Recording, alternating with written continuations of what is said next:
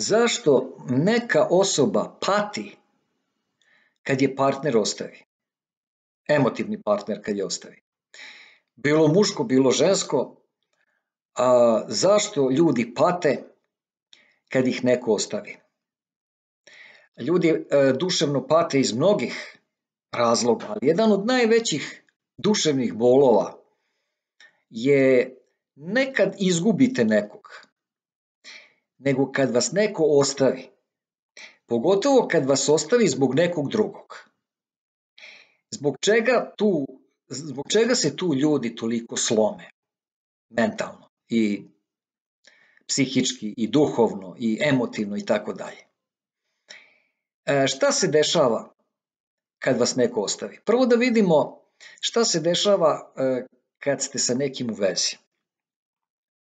Svaki čovjek, muško ili žensko, teži da nađe partnera boljeg od sebe samog.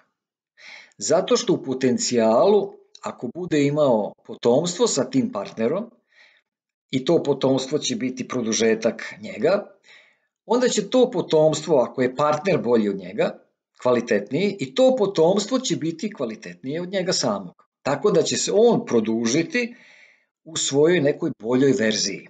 Napravit će bolju verziju sebe. To bi trebalo da je tako u teoriji. I sada, kad vi nađete nekog za koga mislite, vašeg emotivnog partnera, za koga mislite da je maltene minimum ravan vama, a verovatno i kvalitetniji u nekim segmentima života. Šta se tu onda dešava? Uzmimo na primjer realno onako. Muškarac je trojka. Od 1 do 5 recimo muškarac je trojka. Eto on sam sebe smatra nekom sredinom, prosekom. I on sada ima aspiraciju da nađe ženu, devojku koja je barem 3,5, ako ne i 4. Dobro, 4 bi možda bilo malo previše za njega, ali recimo 3,5, makar za pola ocene da je kvalitetnija od njega. Da li u fizičkom, da li u mentalnom smislu, nije bitno. I on kad nju nađe, šta se u tom trenutku dešava kad ona pristane da bude sa njim? Kaže, on ju se udvarao. Udvarao joj se zato, šta znači udvaranje? To je pokušaj da dobijete nešto što vam možda u tom trenutku po kvalitetima i ne pripada. Da dobijete nešto kvalitetnije od samog sebe. Da pokušate da ostvarite nemoguće. Ili što bi neko ko je kvalitetniji bio sa nekim manje kvalitetnim? Što bi ta žena koja je ocena 4 ili 3,5, što bi ona bila sa muškarcem trojkom? A zato što kroz to udvaranje muškarac će da joj se prikaže u najboljem svetlu, možda će malo i da, neću da kažem slaže, ali prikazat će sebe u boljem svetlu nego što inače jeste. Na neki način, figurativno rečeno, će da prevari tu ženu, da se prikaže boljim nego što jeste. Zato što će ona da traži boljeg od sebe. I ona će pomisliti da je našla boljeg od sebe. Ali u realnosti, recimo, nije tako. I posle tog udvaranja, kad je on uspeo da smuva, da kažemo, tu devojku koja je kvalitetnija od njega, njemu će u sopstvenim očima cena da poraste. Njegov kvalitet će da se izdigne na viši nivo. I kad se prikaže svojim prijateljima sa tom devojkom u društvu gde ga znaju, svi će ga više ceniti.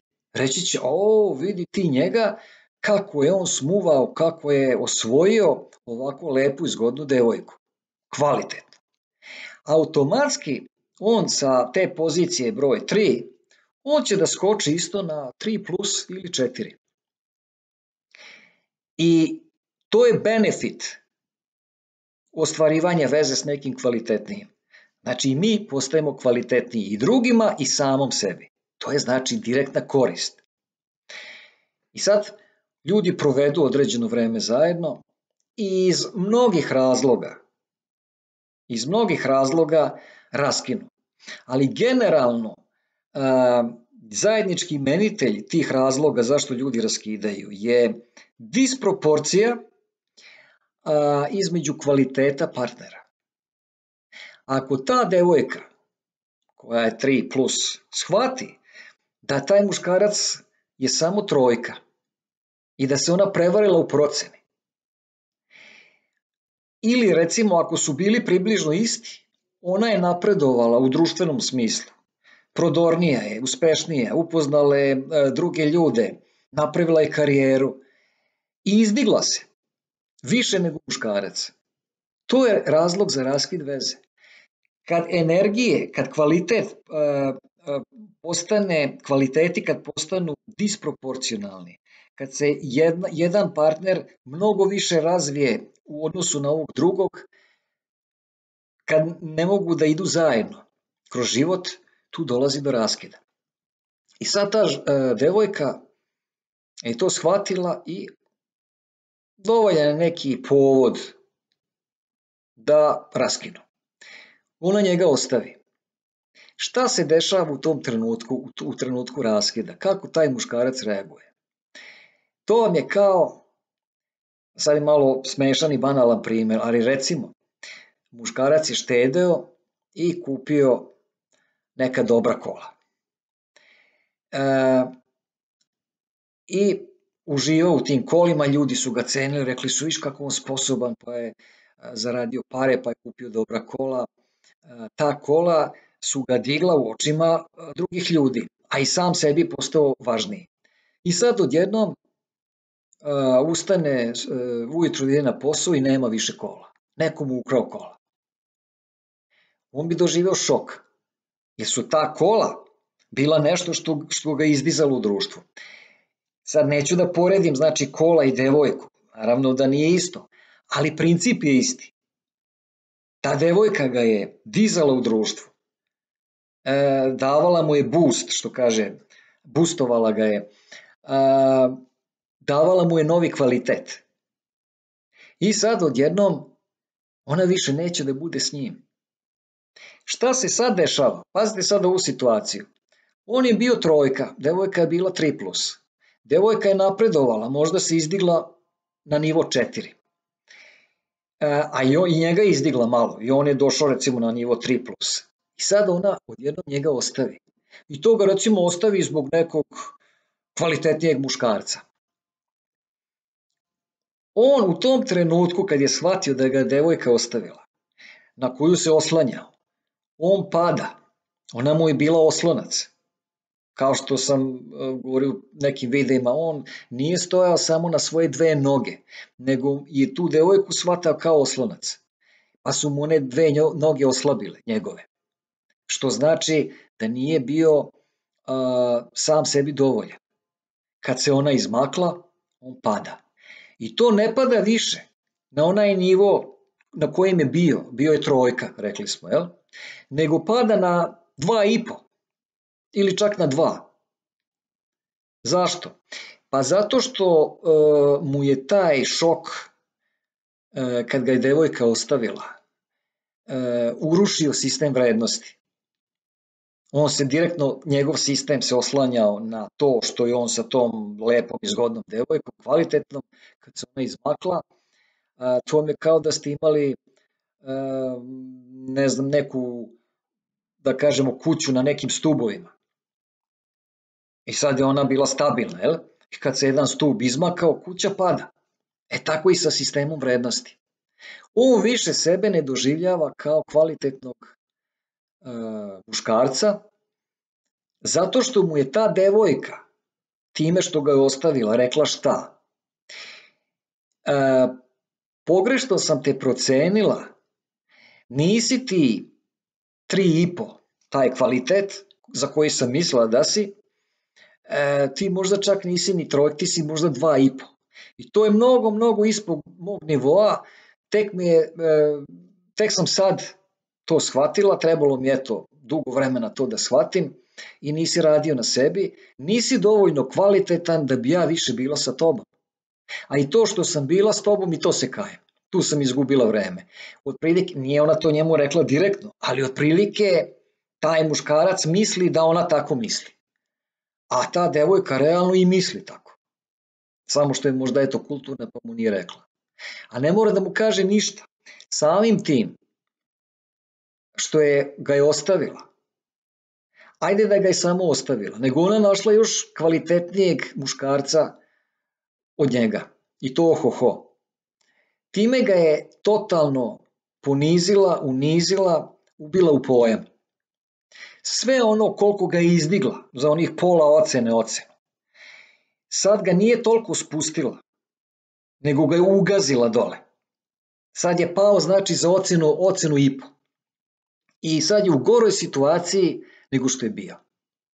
I takvoj osobi treba mnogo energije i vremena da ponovo izgradi neki sistem vrednosti u kome će se on osjećati sigurno, da bude dovoljan sam sebi i da izgradi samopouzdanje. Kad vas neko ostavi, to je direktan atak na vaše samopouzdanje. Ako nemate samopouzdanja, nećete moći samostalno da se krećete kroz život. To je cena kad se oslonite na nekog, pa se taj izmakne. Onda se plaća veoma, veoma mnogo. Mnogo vas to skupo izađe. Zbog toga ljudi jako pate kad ih neko ostavi. Ili me time direktno rečeno ili naznačeno, ako nije rečeno rečima, onda je naznačeno tim postupkom da vi u stvari niste kvalitetni kao što ste mislili da jeste. I to najviše pogađa čoveka. Jer čovek ima samopouzdanje kad misli da je kvalitetan. A misli da je kvalitetan jedino u odnosu na druge ljude. Kako ga drugi ljudi posmatraju. I to je ta refleksija. Kao kad se gledate u ogledalu. Vi sebe ne možete proceniti kako izgledate ako se ne vidite u ogledalu. Drugi ljudi i društvo su vam ogledalo i oni vas procenjuju. Njihov odziv na neki vaš postupak, na vaš izgled, na vašu neku aktivnost, njihov odgovor dolazi do vas kao povratna informacija i to vam govori da li ste kvalitetni ili niste. I ako neko za koga vi mislite da je super, da je kvalitetan, ako vam on oda priznanje da ste kvalitetni, to vas enormno diže i diže samopouzdanje. Ali tu postoji opasnost ako se oslonite, ako on smatra da niste više dovoljno kvalitetni, kako vas je digao, tako će vas spustiti i to surovo. I bit ćete još u gorem položaju nego inače. Zbog toga ljudi pate kad raskinu. Koje je rešenje za to? Rešenje je nikad se ne oslanjati na nekog ili ne samo na jednu osobu.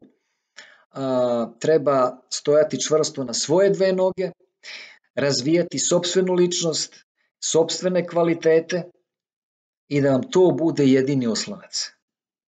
Ako neko uđe u vaš život, dobro je došao. Možete se vi malo i na njega osloniti, ali ne nešto krucijalno, ne nešto mnogo, ne suštinski. Toliko da se oslonite da vam bude lepo s tim nekim.